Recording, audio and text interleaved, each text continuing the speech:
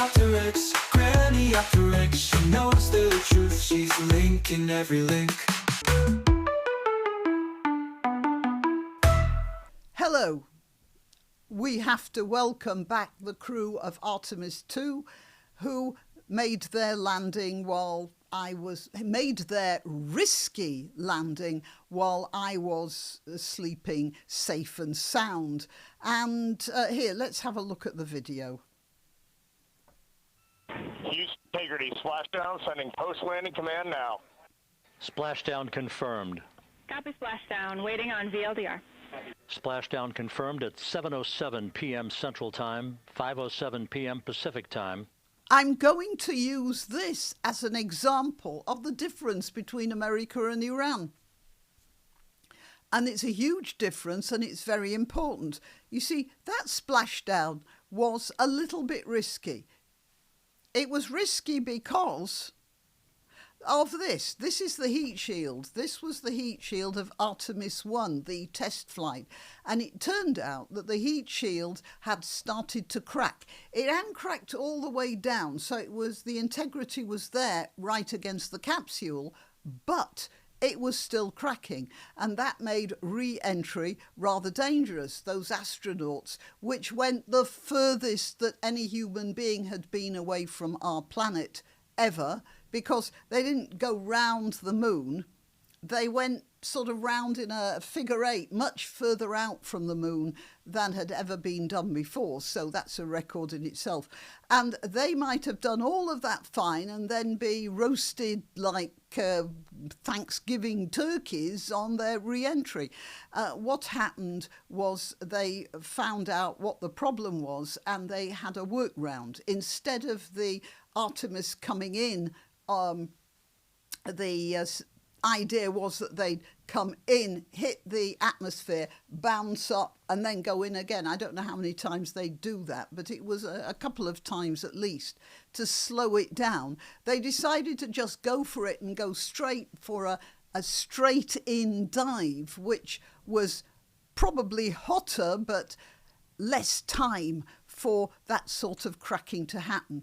And they'd worked round, they'd done tests in blast furnaces or whatever, and they decided that it was possible, and it was probably 98.99% certain. But the crew had to trust that that was it. There was always that little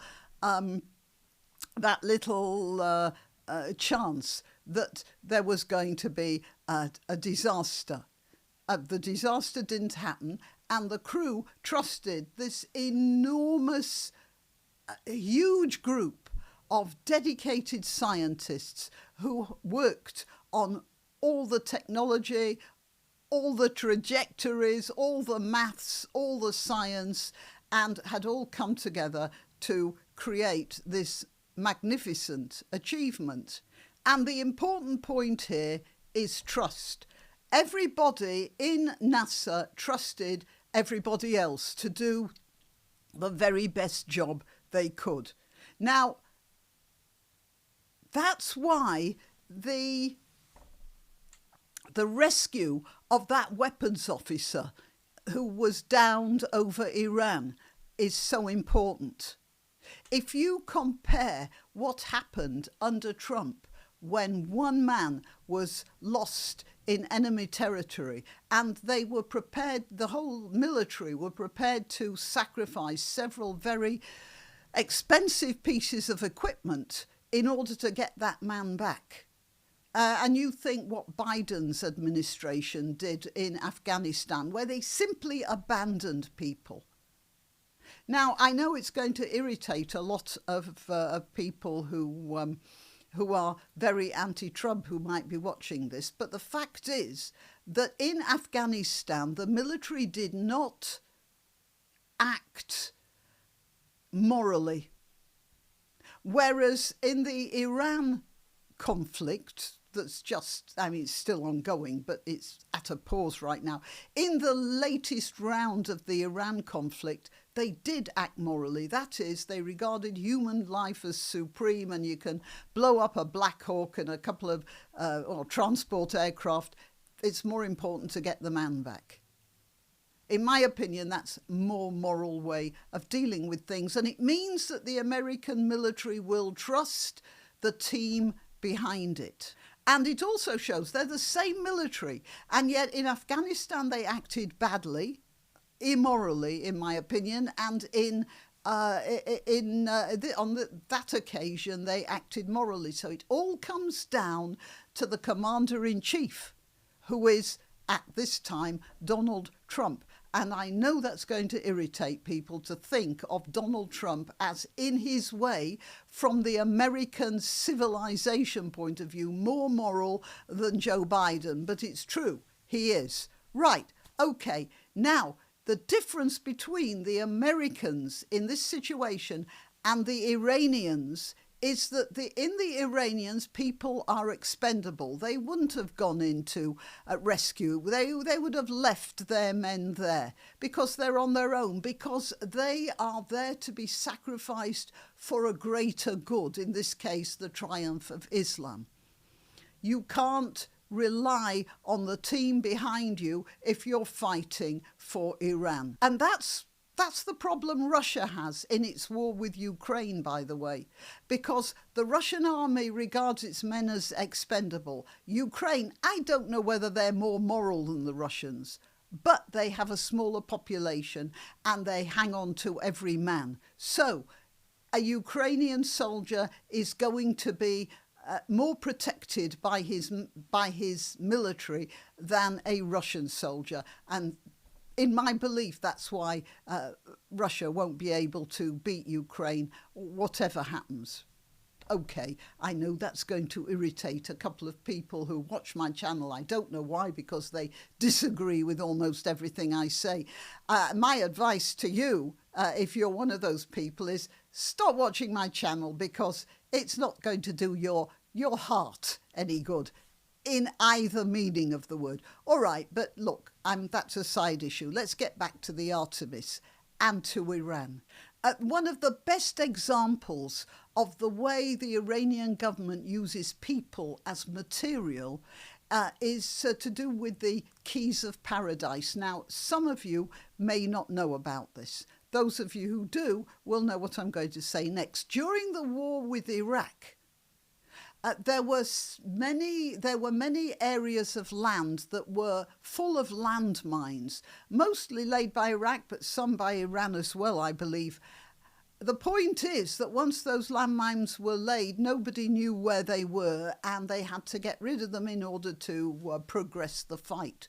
So the Iranian government came up with this scheme. It was going to be too expensive to put various machines that might find the mines. They couldn't do that, and they didn't want to risk their trained soldiers. So they enlisted the help, so to speak, of little boys. They told those boys to run across the minefields to a certain death, being blown up by a landmine. But having blown up the landmine, you see, then the soldiers could use the path that those kids had carved. Now, how did they manage to convince them to do that? They put a plastic key on a string around the kid's neck. This plastic key was the key to paradise. When the child died as a martyr, the child would not only go to heaven, but would bring along, I think it's something like 70 relatives. Even nasty old Uncle Ahmed, who's been in jail for the past 20 years for immoral acts. He'll go to paradise as well, however much of a sinner he was, because of that one martyr who will bring his family, as well as himself, into eternal debauchery and bliss in paradise. That is what the Iranian government were doing to their own people.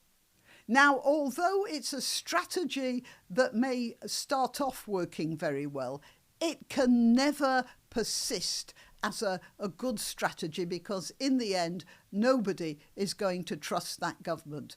Those astronauts trusted their government, or NASA, to protect them. So they got into a craft that they knew had some faults, but that the NASA team said they could handle. They got into that thing and they got back safe.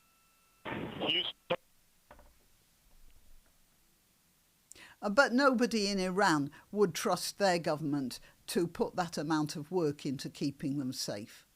And that's why nobody in Iran, the way it's set up now, can possibly ever reach for the stars the way these guys have done. Okay, till next time. You can help my channel by subscribing and clicking the notification bell. That's quite important. And by sharing if you're so inclined. Links to my other channels and to donation methods are in the description. But the best way you can help is simply by clicking like and notify. Thank you.